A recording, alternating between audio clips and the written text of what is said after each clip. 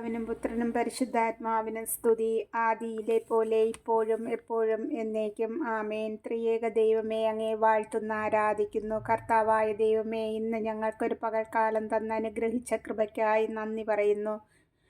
ഇന്ന് ഞങ്ങൾക്ക് ആവശ്യമായതെല്ലാം തന്ന് നടത്തിയതിനായി നന്ദിയോടെ സ്തുതിക്കുന്നു. പാപത്തിൽ നിന്ന് അനർത്ഥങ്ങളിൽ നിന്ന് ഞങ്ങളെ എല്ലാവരെയും സംരക്ഷിച്ചിരിക്കുന്ന കൃപയെ ഓർത്ത് നന്ദിയോടുകൂടി സ്തോത്രം ചെയ്യുന്നു. പ്രഭാതം മുതൽ ഈ രാത്രിയുടെ യാമം വരെ അവിടുത്തെ ചിറയിൻ കീഴിൽ അണച്ചതിനായി നന്ദി പറയുന്നപ്പാ.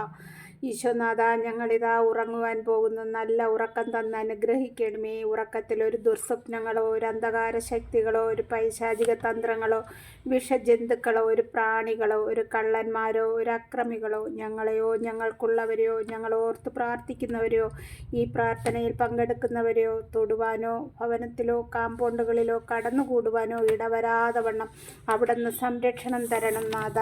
രാത്രിയിൽ ഞങ്ങളെ കാക്കുന്ന കാവൽ മാലാഖമാരെ ഞങ്ങൾക്ക് കാവലായിരിക്കുവാൻ എൻ്റെ ഈശോ ഒരുക്കുമാറാകണമേ.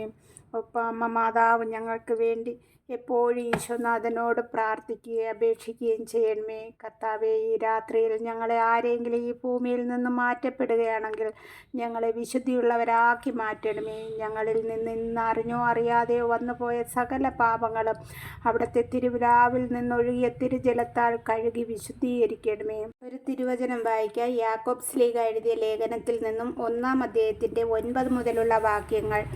എളിയ സഹോദരൻ പോലും തനിക്ക് ലഭിച്ചിരിക്കുന്ന ഔന്നത്യത്തിൽ അഭിമാനിക്കട്ടെ, ധനവാൻ താഴ്ത്തപ്പെടുന്നതിൽ അഭിമാനിക്കട്ടെ. എന്തെന്നാൽ പുല്ലിൻ്റെ പൂവ് പോലെ അവൻ കടന്നു പോകും. സൂര്യൻ ഉഗ്രതാപത്തോടെ ഉദിച്ചുയർന്ന് പുല്ലിനെ ഉണക്കിക്കളയുന്നു, അതിൻ്റെ പൂവ് കൊഴിഞ്ഞു വീഴുന്നു, സൗന്ദര്യം അസ്തമിക്കുകയും ചെയ്യുന്നു. ഇപ്രകാരം ധനികനും തൻ്റെ ഉദ്യമങ്ങൾക്കിടയ്ക്ക് മങ്ങി മറഞ്ഞു പോകും. പരീക്ഷകൾ ക്ഷമയോടെ സഹിക്കുന്നവൻ ഭാഗ്യവാൻ. എന്തെന്നാൽ അവൻ പരീക്ഷകളെ അതിജീവിച്ചു കഴിയുമ്പോൾ തന്നെ സ്നേഹിക്കുന്നവർക്ക് ദൈവം വാഗ്ദാനം ചെയ്തിരിക്കുന്ന ജീവൻ്റെ കിരീടം അവന് ലഭിക്കും. പരീക്ഷിക്കപ്പെടുമ്പോൾ താൻ ദൈവത്തിലാണ് പരീക്ഷിക്കപ്പെടുന്നതെന്ന് ഒരുവനും പറയാതിരിക്കട്ടെ. എന്തെന്നാൽ ദൈവം തിന്മയാൽ പരീക്ഷിക്കപ്പെടുന്നില്ല, അവിടുന്ന് ആരെയും പരീക്ഷിക്കുന്നുമില്ല.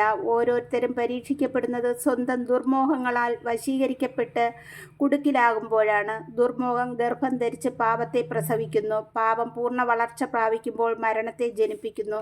എൻ്റെ പ്രിയ സഹോദരങ്ങളെ, നിങ്ങൾക്ക് മാർഗഭ്രംശം സംഭവിക്കരുത്. ഉത്തമവും പൂർണ്ണവുമായ എല്ലാ ദാനങ്ങളും ഉന്നതത്തിൽ നിന്ന് മാറ്റമോ മാറ്റത്തിൻ്റെ നിഴലോ ഇല്ലാത്ത പ്രകാശങ്ങളുടെ പിതാവിൽ നിന്ന് വരുന്നു. തൻ്റെ സൃഷ്ടികളിൽ ആദ്യഫലമാകേണ്ടതിന് സത്യത്തിൻ്റെ വചനത്താൽ നമുക്ക് ജന്മം നൽകാൻ അവിടുന്ന് ഇരുമനസ്സായി.